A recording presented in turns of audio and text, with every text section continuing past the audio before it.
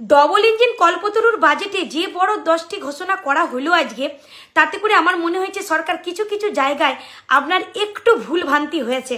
দেখেন, কিছু মনে করবেন না আমি এই কথাটা কইছি বলে, কারণ এই যে বিধবা ভাতার বার্ধক্য ভাতাটা, এটা চরম পরিমাণে মানে টাকার অ্যামাউন্টটা খুব কম লাগছে, বিশ্বাস করেন। কেন বলছি, দেখেন আপনি অন্নপূর্ণা যোজনাটা দিচ্ছেন সেই সব মহিলাদের লিগেন যে মহিলারা খেটে খাওয়ার মতন বয়স এবং তাদের সর্বোপরি স্বামী আছে, মানে মাথার উপরে বড় বট গাছ আছে।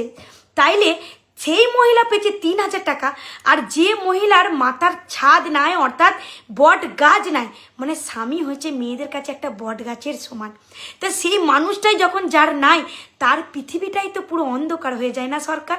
তাহলে ওই 2,000 টাকায় সেই সন্তান এবং নিজের কি করে পেট চালাবে, এইটা যদি আপনি একটু দেখতেন। আর বার্ধক্য ভাতা কি বলবো, সরকার ডিএ